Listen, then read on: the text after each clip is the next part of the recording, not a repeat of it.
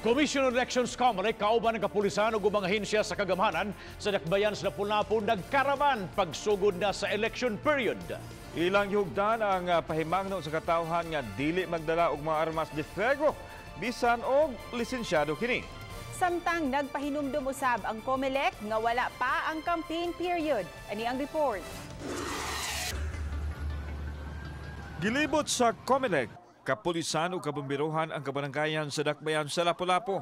Gipahigayon ang karavan o rekorida ni atong Sabado, pipila ka oras sa wa pamuhagtok ang Enero 13 nga maoy pagbukas sa election period. Tinguha nini nga masayod ang katawhan sa mga angayan ug dili angayang himuon sulod nining panahona. O ning ikot ta ning tuyok ta sa City of Lapu-Lapu to inform all na mag-start na ang gun ban and other election activities. Gihapit na mo ang mga nagkadaiyang estasyon, nagpaabot dito ilang riders, ang ilang mobile car din.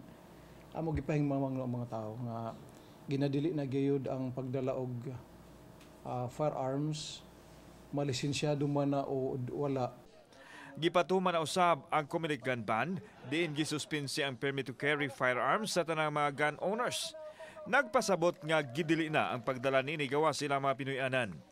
Tugutan lang kadtong adunay permiso gikan sa Comelec Central Office. On the part of a private individual, kadtong mga cashier, disbursing officers, or kadtong mga politician nga doon na sila threat sa ilang life, so di may apply for exemption sa gun ban.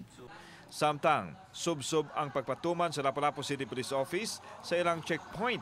Ipatuman nila ang plain view doctrine apan miawhag sila sa katawhan nga magpasensya kung ugaling malangay ang ilang mga lakaw. Pagka nakikita mo og kuan din na signboard nga slow down checkpoint ahead, automatic i-dim ang imuhang suga. If possible gani kana di ba duha man naka-click ang imuhang suga, pati ang usa parang imuha lang ilaw man kanang pag-ulang sa suga sa ilawom. And then, ablihang bintana, then ablihi ang inside lang. Dili ka magdugay na. Samtang, may pahimangno ang Comelec sa mga kandidato nga wa pa ang campaign period. Sa Marso 29 pa, magsugod ang kampanya sa mga local candidates. Samtang, Pebrero 12 pa ang sa national candidates. Election period na, so that will be a violation na yun kung mangampanya sila. Kaya ginadili pa man ang pagkampanya. Ang dapat mangampanya gyud sila ari na gyud sa period nga gi-schedule nato, gi-calendar nato. Uban ni Edward Tubilan, ako si Alan Domingo, Balitang Bisdak.